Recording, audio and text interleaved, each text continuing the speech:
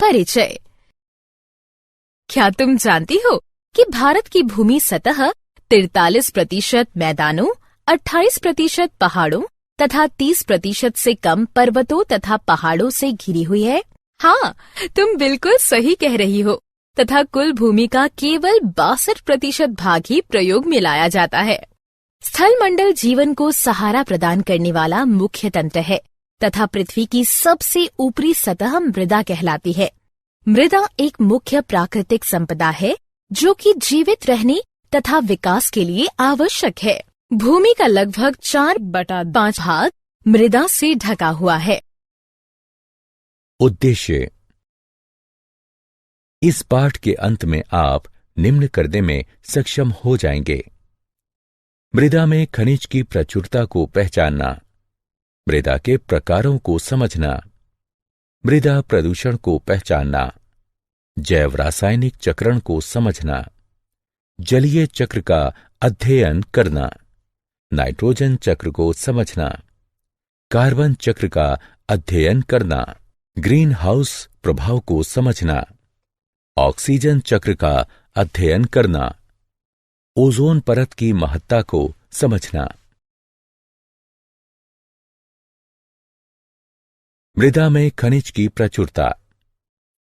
एक क्षेत्र में जीवन की विविधता को निर्धारित करने वाली एक महत्वपूर्ण संपदा मृदा है। पृथ्वी की सबसे बाहरी परत को भूपृष्ठ कहा जाता है और इस परत में पाए जाने वाले खनिज जीवों को विभिन्न प्रकार के पालन पोषण करने वाले तत्व प्रदान करते हैं। लेकिन यदि ये खनिज बड़े पत्थरों के साथ संलग्न होते हैं तो ये जीवों के लिए उपलब्ध नहीं होंगे।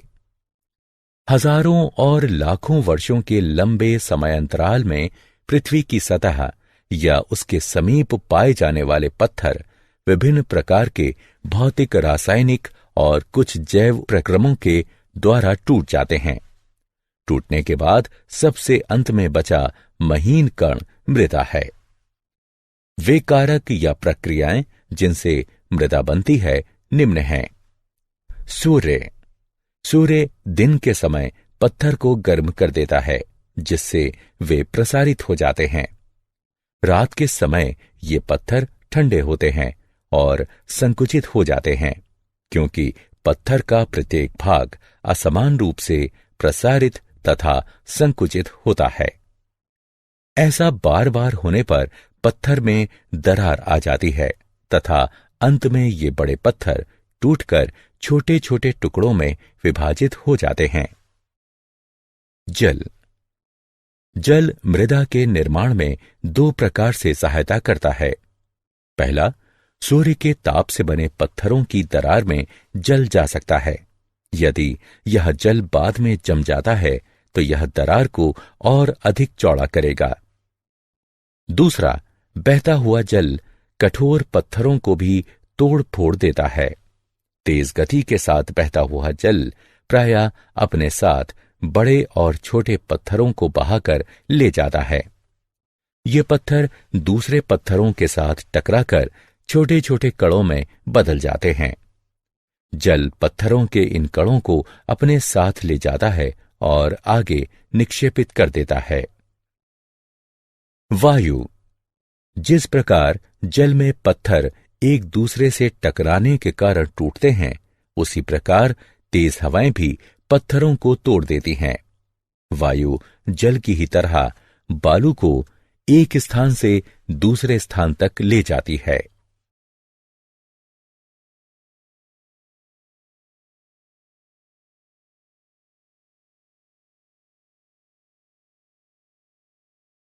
मृदा के प्रकार तथा भूमि प्रदूषण। मृदा एक मिश्रण है। इसमें विभिन्न आकार के छोटे छोटे टुकड़े मिले होते हैं। इसमें सड़े गले जीवों के टुकड़े भी मिले होते हैं जिसे ह्यूमस कहा जाता है।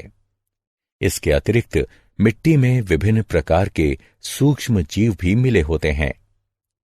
मृदा के प्रकार का निर्णय उसमें पाए जाने वाले कणों के औसत आकार द्वारा निर्धारित किया जाता है। मृदा के गुण को उसमें स्थित ह्यूमस की मात्रा और पाए जाने वाले सूक्ष्म जीवों के आधार पर निर्धारित किया जाता है। मृदा की संरचना का मुख्य कारक ह्यूमस है, क्योंकि यह मृदा को सरंध्र बनाता है और वायु तथा जल को भूमि के अंदर जाने में सहायक होता है। खनिज पोषक तत्व जो उस मृदा में पाए जाते हैं वह उन पत्थरों पर निर्भर करते हैं जिससे मृदा बनी है। किस मृदा पर कौन सा पौधा होगा, यह इस पर निर्भर करता है कि उस मृदा में पोषक तत्व कितने हैं, ह्यूमस की मात्रा कितनी है और उसकी गहराई क्या है। इस प्रकार मृदा की ऊपरी परत में, जिसमें मृदा के कणों के अतिरिक्त ह्यूमस और सजीव स्थित होते हैं, उसे ऊपरी मृदा कहा जाता है। ऊपरी मृदा की गुणवत्ता एक महत्वपूर्ण कारक है जो उस क्षेत्र की जैविक विविधता को निर्धारित करती है। आधुनिक खेती में कीटनाशकों और उर्वरकों का बहुत बड़ी मात्रा में प्रयोग हो रहा है। लंबे समय तक इन पदार्थों का उपयोग करने से मृदा के सूक्ष्मजीव मृत हो जाते हैं और मृदा की संरचना को नष्ट कर सकते हैं, जो कि मृदा के पोषक तत्वों का पुनः चक्रण करते हैं। ह्यूमस बनाने में सहायक भूमि में स्थित केंचुओं को भी ये समाप्त कर सकते हैं। अगर संपोषणीय खेती नहीं की जाए तो उपजाऊ मृदा जल्द बंजर भूमि में परिवर्तित हो सकती है। उपयोगी घटकों का मृदा से हटना और दूसरे हानिकारक पदार्थों का मृदा में मिलना, जो कि मृदा की उर्वरता को प्रभावित करते हैं और उसमें स्थित जैविक विविधता को नष्ट कर देते हैं, इसे भूमि प्रदूषण कहते हैं। मृदा के महीन कण प्रवाहित वायु या जल के साथ भी स्थानांतरित हो सकते हैं। मृदा के समस्त कणों के स्थानांतरित हो जाने पर कठोर पत्थर बाहर आ जाता है। इस प्रक्रिया में एक महत्वपूर्ण संपदा की हानि हो जाती है, क्योंकि पत्थर पर उर्वरता नगण्य होती है। इस प्रक्रिया को मृदा यानी भूमि का अपरदन कहते हैं। पौधों की जड़ें मृदा यानी भूमि के अपरदन को रोकने में महत्वपूर्ण भूमिका निभाती हैं। सतह पर पाई जाने वाली वनस्पतियां जल को गहरी परतों के अंदर ले जाने में भी महत्वपूर्ण भूमिका निभाती हैं। जैव रासायनिक चक्रण। जैव रासायनिक चक्रण ऐसे चक्रीय मार्ग हैं जिनके द्वारा रासायनिक तत्व यानी घटक पर्यावरण से जीवों में आते हैं तथा पुनः जीवों से पर्यावरण में वापस आ जाते हैं। जैव रासायनिक चक्रण इसलिए आवश्यक है क्योंकि इन तत्वों के संदर्भ में पृथ्वी तथा उसका पर्यावरण बंद तंत्र कहलाता है तथा इन तत्वों का पृथ्वी से बाहर कोई भी बहाव नहीं होता तथा उनकी मात्राएं सीमित होती हैं। जैव रासायनिक चक्रण मुख्यतः दो प्रकार का होता है, गैसीय चक्रण और अवसाद चक्रण। जलीय चक्र। हम जानते हैं कि जलीय भागों से जल के वाष्पीकरण और फिर उस जल वाष्प के संघनित होने के कारण वर्षा होती है, लेकिन इस लगातार संघनन प्रक्रिया के बाद भी हमने समुद्रों और महासागरों को सूखते हुए कभी नहीं देखा है। इसलिए हमारे मस्तिष्क में यह प्रश्न उठता है कि किस प्रकार यह जल इन जलीय भागों में वापस आ जाता है। इस प्रश्न का उत्तर यह है कि पूरी प्रक्रिया को, जिसके द्वारा जल जलवाष्प बनता है और वर्षा के रूप में सतह पर गिरता है और फिर नदियों के द्वारा समुद्र में पहुंच जाता है, इसे ही जलीय चक्र कहते हैं। ये सारा जल जो पृथ्वी पर गिरता है तुरंत समुद्र में वापस नहीं चला जाता है। इनमें से कुछ मृदा द्वारा सोख लिया जाता है तथा भूजल का कुछ हिस्सा बन जाता है। कुछ भूजल झरनों के द्वारा सतह पर आ जाता है या हम कूपों और नलकूपों के माध्यम से इसे अपने प्रयोग के लिए सतह पर लाते हैं। पानी विभिन्न प्रक्रियाओं के लिए स्थलीय जानवरों और पौधों द्वारा भी प्रयोग किया जाता है, और आप जानते ही हैं कि पानी पदार्थों की एक बड़ी संख्या को घोलने में सक्षम होता है।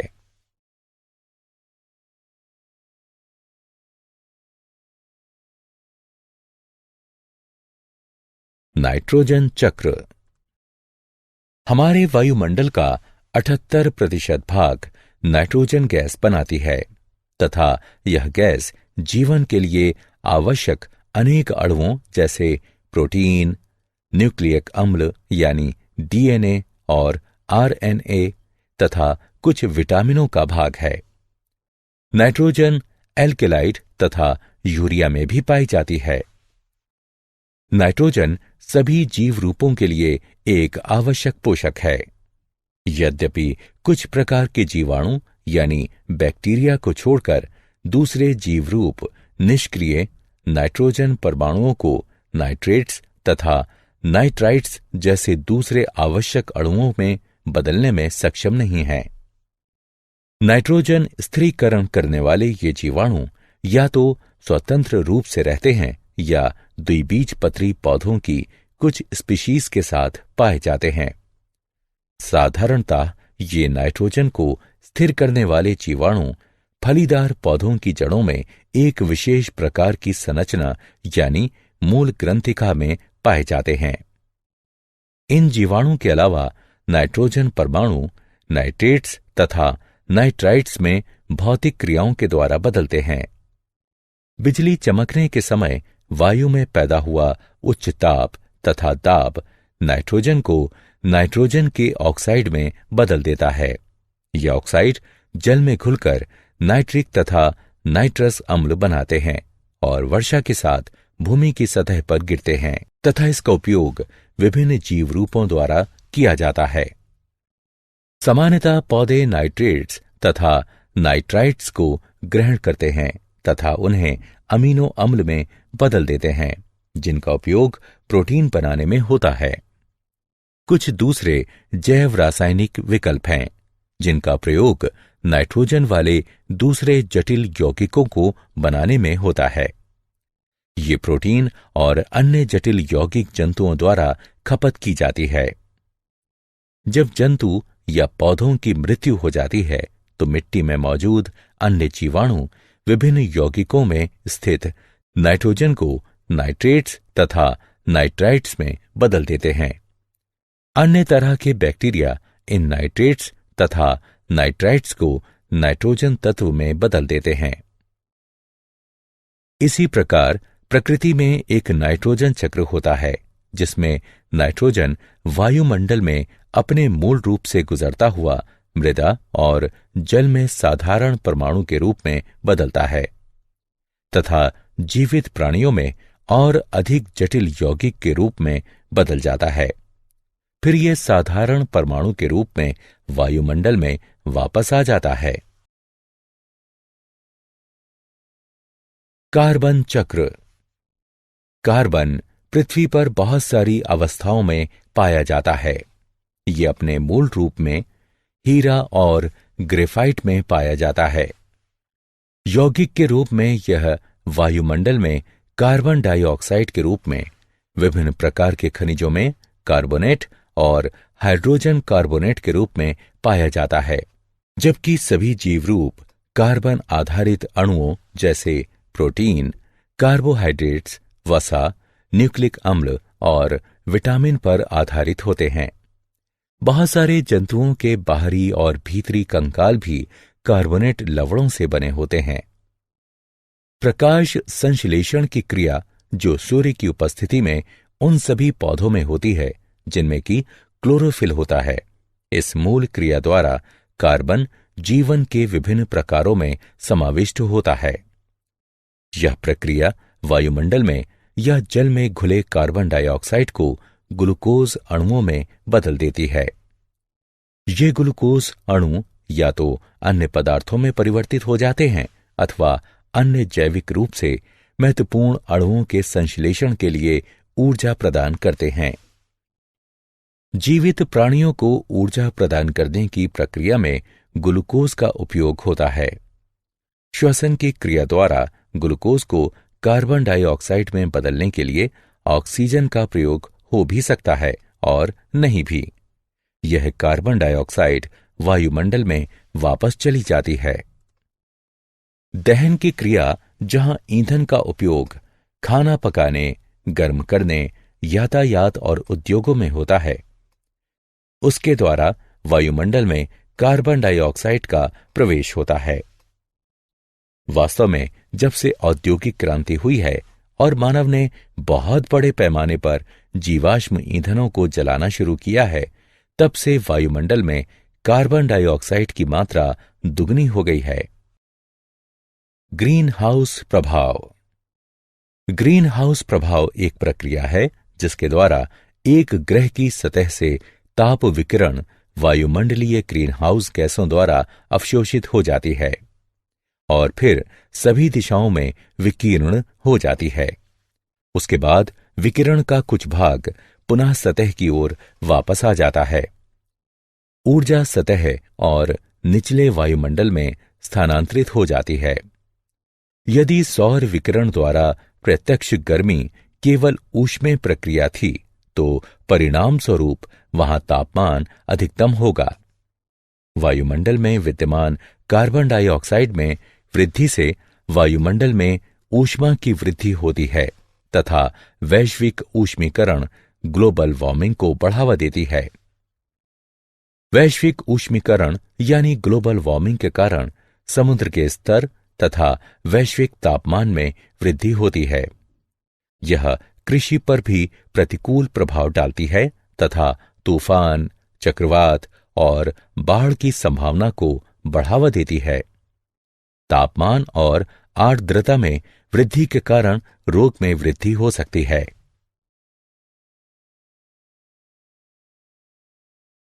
ऑक्सीजन चक्र। ऑक्सीजन की मात्रा मूल रूप में वायुमंडल में लगभग 21% है। यह बड़े पैमाने पर पृथ्वी के पटल में यौगिक के रूप में तथा वायु में कार्बन डाइऑक्साइड के रूप में भी पाई जाती है। पृथ्वी के पटल में यह धातुओं तथा सिलिकॉन के ऑक्साइडों के रूप में पाई जाती है। यह कार्बोनेट, सल्फेट, नाइट्रेट तथा अन्य खनिजों के रूप में भी पाई जाती है। यह जैविक अणुओं जैसे कार्बोहाइड्रेट्स, प्रोटीन, न्यूक्लिक अम्ल और वसा अथवा लिपिड का भी एक आवश्यक घटक है। ऑक्सीजन चक्र वायुमंडल में ऑक्सीजन की मात्रा को संतुलित रखता है। वायुमंडल में ऑक्सीजन का उपयोग 3 प्रक्रियाओं में होता है, जिनके नाम हैं श्वसन, दहन तथा नाइट्रोजन के ऑक्साइड के निर्माण में। केवल एक प्रमुख प्रक्रिया द्वारा ही ऑक्सीजन पुनः वातावरण में लाई जाती है। वह प्रक्रिया प्रकाश संश्लेषण है। ओजोन परत। ऑक्सीजन सामान्यतः एक द्विपरमाणविक अणु के रूप में पाई जाती है।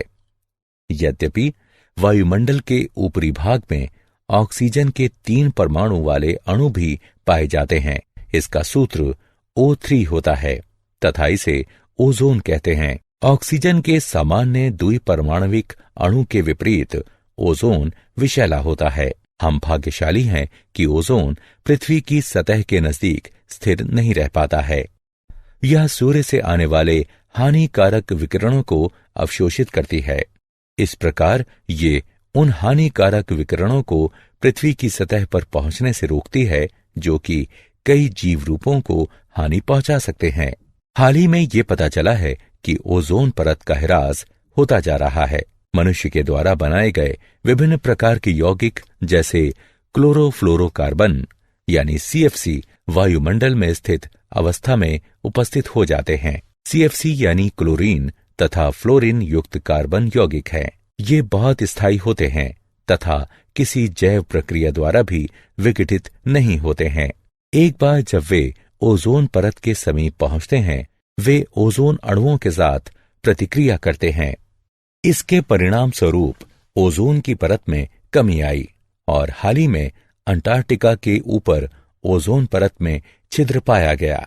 ओजोन परत के और भी अधिक क्षीण होने के कारण पृथ्वी पर जीवन पर पड़ने वाले प्रभावों के विषय में कल्पना करना भी कठिन है। अतः बहुत लोगों के विचार में ओजोन की परत के क्षीण होने की प्रक्रिया को रोकने के प्रयास आवश्यक हैं। अतः लोगों को ओजोन परत के भविष्य में होने वाले क्षय को रोकने के लिए प्रतिबद्ध होना चाहिए। क्या आप जानते हैं, पिछले कुछ दशकों से प्रत्येक वर्ष दक्षिणी हेमिस्फीयर शीत के दौरान क्लोरीन तथा ब्रोमीन की रासायनिक अभिक्रियाओं से दक्षिणी ध्रुवीय भाग में ओजोन परत का क्षय काफी तेजी से हो रहा है।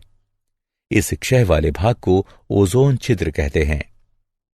ओजोन छिद्र का आकार नक्शे के कुल ओजोन कॉलम को मापकर किया जाता है।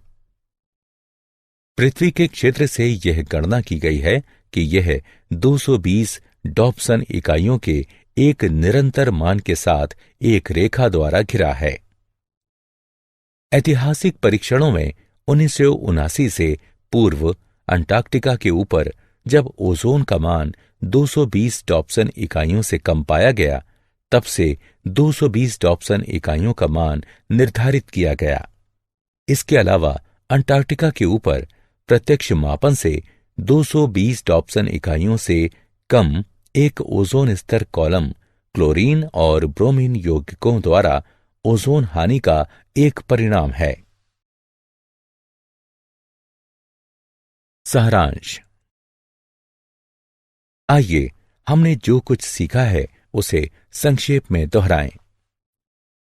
विभिन्न प्रकार के पोषक तत्व चक्रीय रूपों से पुनः उपयोग किए जाते हैं। इस कारण जैवमंडल के विभिन्न घटकों में एक निश्चित संतुलन स्थापित होता है। वायु, जल तथा मृदा का प्रदूषण जीवन की गुणवत्ता और जैव विविधताओं को हानि पहुंचाता है। हमें अपनी प्राकृतिक संपदाओं को संरक्षित रखने की आवश्यकता है और उन्हें संपोषणीय रूपों में उपयोग करने की आवश्यकता है।